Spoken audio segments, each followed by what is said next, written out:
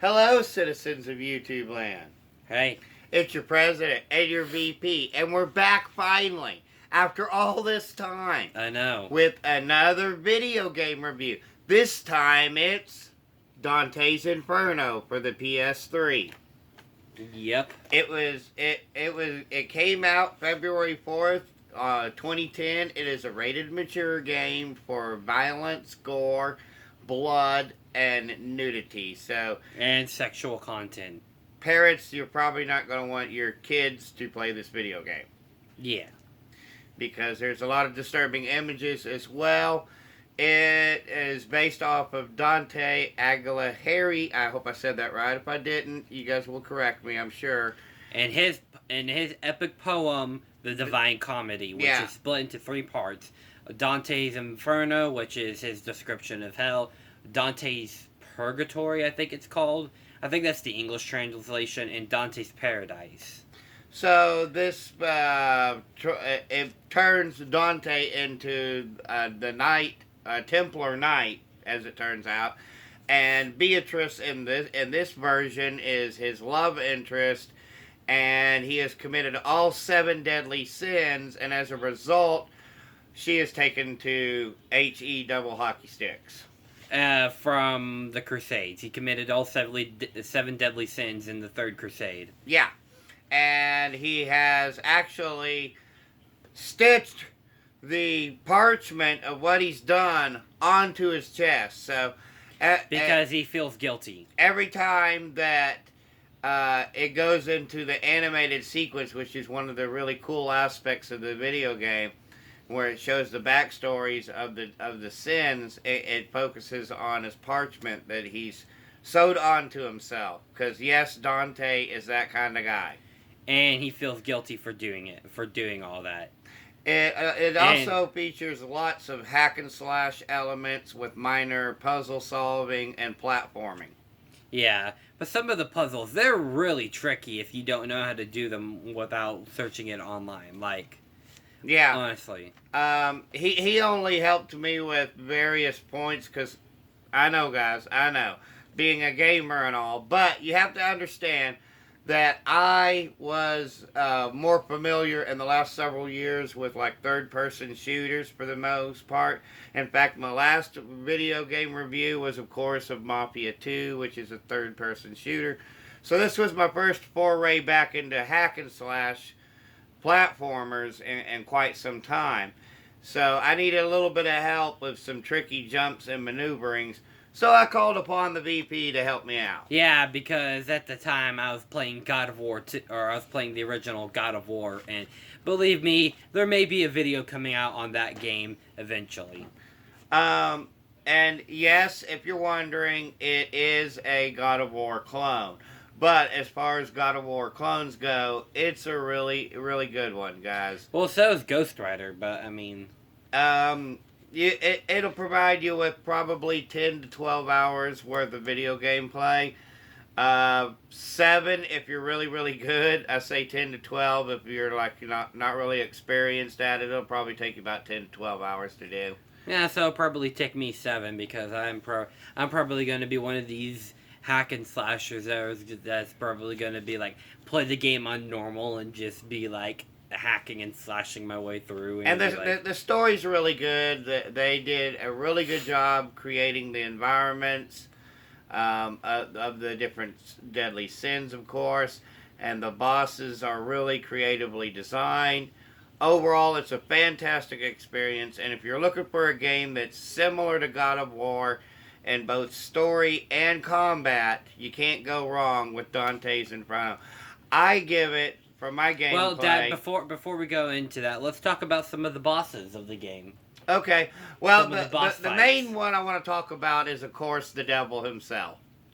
Okay, well, can we talk about the other ones before we get to the final boss? Spoiler alert, the devil's the final boss. Yeah.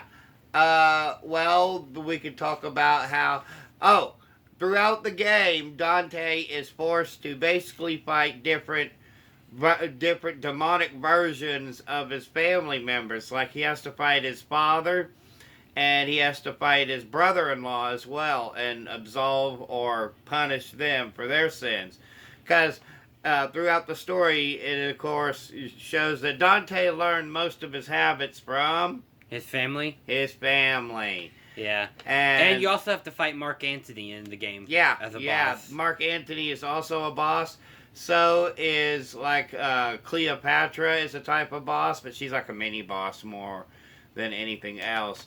But there is this really freaky boss where she it's a female demon type creature, right?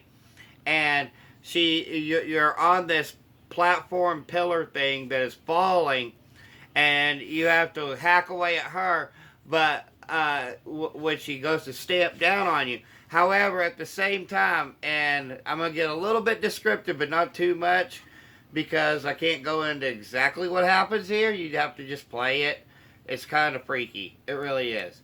She pulls these baby demon things out of her. Is it the unbaptized children? Yeah. Oh no! Please no! And I hate those she's things. pulling these things out of her chestal region.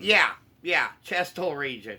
And it's one of the freakiest things you're ever going to see in a video game. The unbaptized children, by the way, may be one of the freakiest enemies in the game. All the other enemies, they look like normal demonic, like the creatures. glutton is one that's worth mentioning just because it's so fat and gross and nasty looking. And the level design of gluttony is also worth mentioning because it's just this mud, slime pit type of area. So yeah, there's also some other bosses in the game where it's like you have like King Midas or King Midas, or I don't know how to pronounce it, but he's like the guy who like sends you to the circle of hell of where you need to belong. And so you fight this guy. I saw my dad do this. You fight this guy, and you basically take his tongue, and you like stab it into like this saw blade thing, and he kind of like rips out his tongue and stuff. It's awesome and glorious and gory, just like a God of War clone should be. Yeah. And I think it's probably even more of a God of War clone than, say, a Ghost Rider video game, because I don't remember Ghost Rider really having many of these platforming elements necessarily. It was more of a drive. You had a lot of driving stages and stuff. You had driving stages, and you had the hack and slash stages. So you really didn't have that so much in that one. But yeah, guys, and okay, so now let's talk about the final boss. The final boss, okay. The devil is in this demon machine cocoon thing. Okay, I know. Follow me for just a second. And you have to like hack away at it, but you've got him blowing this wind, blowing wind at you, so like trying to knock you off. Similar to like some of the Super Mario Brother levels where the wind would kind of push you away. Similar to a situation like that. But at the meantime, you've also got these mini boss type type creatures. Like the mini boss that you get before the mini boss. Some video games have those. And they're the mini boss before the mini boss. Yeah. Like it's like a much stronger creature, but it's not a mini boss, but it's stronger than all the rest of the enemies. I've never experienced those. Well, actually, I did in God of War. But... Exactly. So, because this is a God of War clone. Oh yeah, that's true. So, you're having to try to fight them off, and you also have to be able to use your unholy and holy magic abilities that you picked up and acquired. But eventually you get him weak enough to where the devil himself pops out of the little cocoon thing. And the devil goes into this big, long villain speech, right? About how he started the rebellion, and now he was expected to bow down to people like Dante, because Dante's a human, and that we were made in God's image. Yeah, they went that route with it. Well, and, I mean, Dante, you know... Well, of course. I mean, it's based off of religion and Catholic and, all of that stuff. Yeah. But anyways, the most striking thing about the whole thing, though, is... Guys, the game shows devil genitalia. I can't really say it any clearer than that. Well, I mean, it has a lot of full frontal nudity. With I know, but it was female just characters. it was just weird and striking to see. But final rating for this one, guys, it's a 8.5 out of 10 from me. What say you from the little bit that you played of it? Also an 8.5 out of 10. Mostly because some of those puzzles, they were just unfair because you're like, seriously, how the heck am I supposed to know that without looking it up? Okay, we'll talk about one of the puzzles. Is it the cauldron one? Yes. Okay, let me talk about that one. So there's like this cauldron puzzle where you have to like show this statue thing and stuff, and you have to like tip over like this cauldron, and then you have like this box, and at first we thought you were supposed to put the box underneath the statue. Turns out you're supposed to put it underneath the cauldron so the cauldron doesn't tip over. It's like, you've got to be kidding me. Yeah. But anyways, guys, it's an 8.5 out of 10 from both of us. Check it out. You can find it on PlayStation 3. I want to talk about another puzzle that my dad got stuck on that I kind of was just like, this is... Seriously, Dad, you got stuck on this one? Because my dad here sometimes can be a big dumb idiot. Sometimes. Go ahead. So there's this Minotaur puzzle where, like, it has its blade, and then its blade breaks a little bit after you, like, turn it. And my dad thought you're, like, supposed to jump on the blade or something like that. Turns out you just had to let the blade hit 3 times, and it broke off. Well, I wouldn't have known that. So sue me. But anyways, guys, it's definitely a fun romp. You can find it on PlayStation 3. However, he has told me that it's really not available on the PlayStation Network. So the only way that you can play this is to find it on Xbox 360, the PlayStation 3, and there's a version for it on the PlayStation Portable as well. Go out right now, check it out, buy it, play it. You're not going to be disappointed. But of course, as always, if you have played Dante's Inferno and you think that it is the worst video game that has ever been created, well, you are definitely wrong on that one. There are much worse video games out there. But hey, just remember... Ride to Hell Retribution. Yeah, maybe someday. Someday. We're not going to torture ourselves like that, though. Just remember, we're just... Two idiots with a cell phone camera. Our opinions do not matter, except they actually do, because we have a YouTube show, except they actually don't.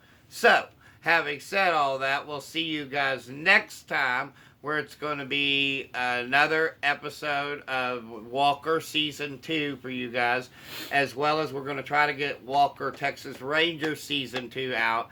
And be on the lookout very shortly for a very, very, very special video from us coming November 17th.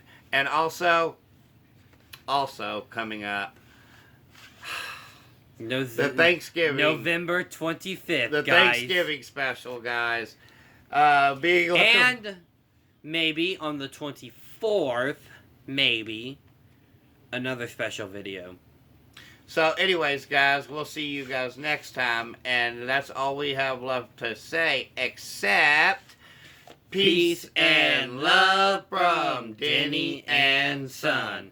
Bye!